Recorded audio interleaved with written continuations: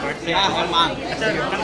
देखिए, भारतीय जनता पार्टी जो है शुरू से ही डिवाइड एंड रूल की पॉलिसी पे विश्वास करती है।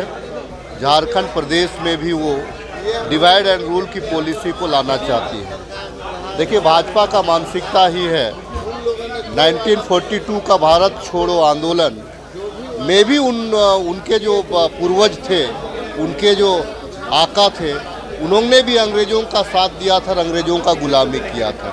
और उस टाइम में भी जो भारत छोड़ो आंदोलन के स्वतंत्रता कर्मी थे, स्वतंत्रता आंदोलनकारी थे, उनको डिवाइड एंड रूल की पॉलिसी के तहत उनको विभाजित करने का प्रयास किया था। सेम पॉलिसी लोग झारखंड और देश में भी करना चाहते हैं। यह देश जो है, यह देश सभी समुदाय, सभी वर्ग, सभी लोगों का है। यहाँ पे धर्म के आधार से, यहाँ पे जात के आधार से, यहाँ पे डिवाइड एंड रूल की पॉलिसी को नहीं अपनाया जा सकता है। देखिए, ये भारतीय जनता पार्टी का प्रमुख मुद्दा इस बार का सदन में है। हम लोग ये कहना चाहते हैं कि अगर ये लोग अमित शाह को गाली क्यों दे रहे हैं? अमित शाह पे क्या भाजपा के नेताओं को या भाजपा के झारखंड के विधायकों को विश्वास नहीं है क्या?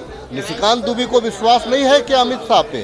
जब अमित शाह के जिम्मे बॉर्डर है, अमित शाह के जिम्मे जो जितने भी वहाँ क्या अमित शाह का पूरा फोर्स वहाँ पे लगा हुआ है, जिसको आज जिसके नाम पे वो राजनीति करते हैं, आखिर वो बांग्लादेशी का नाम ले रहे हैं। तो बांग्लादेश विदेश का नाम आ रहा है, तो विदेशी लोग आखिर इंडिया में आए कैसे? सबसे पहले ये सवाल उनके ऊपर में है।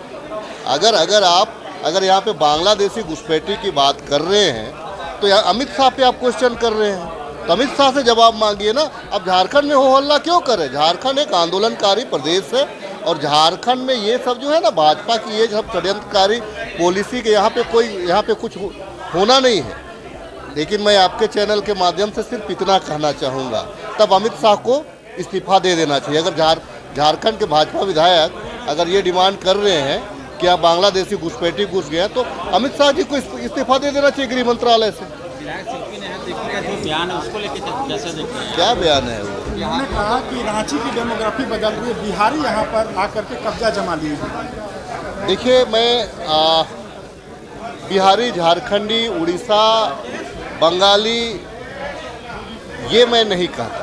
मैं ये कहता हूँ कि यहाँ पे सीएनटी की जो ज़मीन है, सीएनटी की जो ज़मीन है वो हस्तांतरित नहीं है, वो हस्तांतरित नहीं है। अगर वो हस्तांतरण हुआ है, अगर दूसरे लोगों ने उस पर कब्जा किया है, तो कैसे किया? तो वो भी तो एक डेमोग्राफी चेंज हुआ है। जो है यहाँ पे जो जनरल जो प्लॉट्स हैं, जनरल ज़मीन है, वहाँ पे तो इस देश के कोई भी नागरिक बस सकते हैं, रह सकते हैं। लेकिन जो सीएनटी की जो लैंड है, सीएनटी आदिवासी ज़मीन है, यहाँ पे कुर्मी ज़मीन है या जो भी सीएनटी की ज़मीन है, अगर वहाँ पे अतिक्रमण हुआ है, वहाँ पे अगर दूसरे लोगों ने कब्जा किया है, तो ये भी यहाँ का डेमोग्राफी चेंज किया है। तो डेमोग्राफी चेंज करने में देखिए, जहाँ जहाँ शहरीकरण हुआ है वहाँ भाजपा का वोट बढ़ा है, और हम नहीं चाहते हैं कि भाजपा का वोट बढ़े। हम अगर डेमोग्राफी चेंज करेंगे तो भाजपा का वोट बढ़ेगा, इसीलिए हम डेमोग्राफी जो चेंज हो रहा है उसका विरोध करते हैं।